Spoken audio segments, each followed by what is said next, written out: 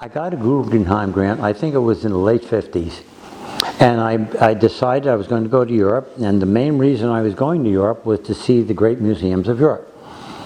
So I got a map, put it on the table, and circled the significant museums, and drew a line from one to the other, from England all the way down through Spain, and that was going to be my trip. And I started up there at the Tate Gallery, and I must thank Mr. Guggenheim because gave me one of the most marvelous experiences in my life.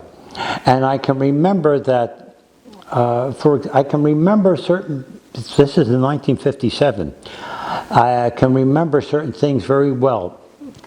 When I got to the Uffizi, when I got to Florence, well, the first thing is to see the Piazza della Signoria, where you have those beautiful sculptures by Cellini and so forth. The one with that man holding the head of Medusa. Oh, what a work of art! And of course, the great sculpture of Michelangelo, that great sculpture of David. When I walked in and saw that, I really don't like the word awesome because it's been used and abused so much, but that was a truly awesome work of art.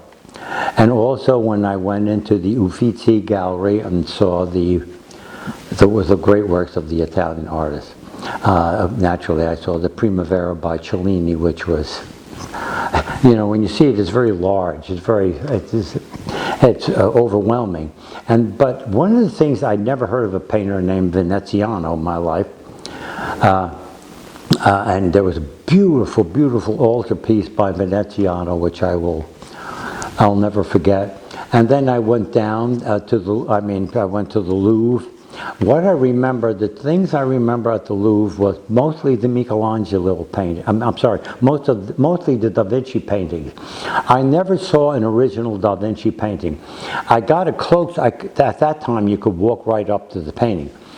And I went up to one of them, I think it was the Virgin of the Rocks. My God, it was painted so beautifully, the brushwork, so beautiful, that's all the language I can think of.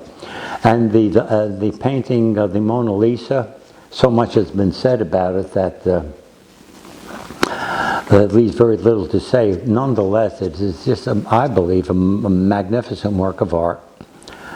As I said before, it's apparitional and somewhat surreal. And there's something strange about seeing a painting and trying to go into it, and the sensation that it causes you, that creates within you, that is very gripping and beautiful and wonderful. Okay, and then at the Louvre I went to the Uffizi, and then I went to the Pinakothek, a German museum. One of the things that I found about, well, the Germans know how to take care of museums and know how to make slides and take care of the artwork. And the Pinakothek had a group of Vermeer paintings, which were just wonderful. Every artist seems to love Vermeer. And they had a lot of the German painters that were not well known to me. One we spoke about a while ago, Albrecht Althofer. My God, this man's... He made a painting of soldiers in a battle. I mean, it looked like there were 1,000 soldiers, and he painted each one carefully. But the one painting that struck me was a nativity scene, which took place in the nativity scene was in a cathedral, and the painting was a painting of a circle of angels, which moved from the foreground to the background. And the picture was so peculiar and surreal because if you take it and look at it face value, here you see a group of angels flying in space in a circle. This is a peculiar activity. And so it's a very, very strange and interesting and beautiful painting. That's one that I remember very much.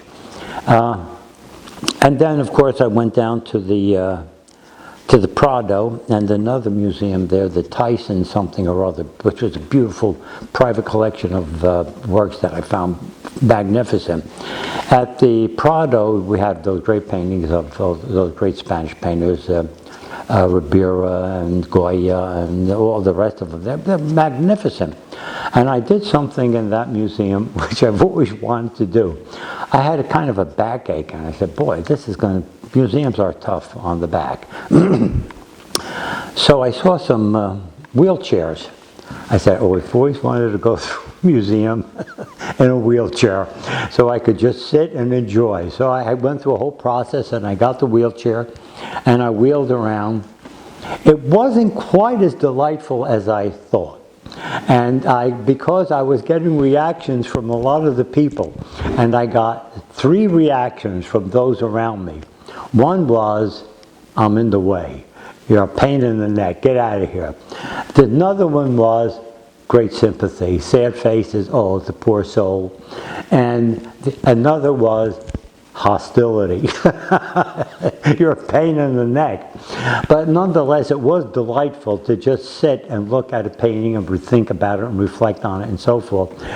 So my memories of the Prado Museum were involved with a wheelchair.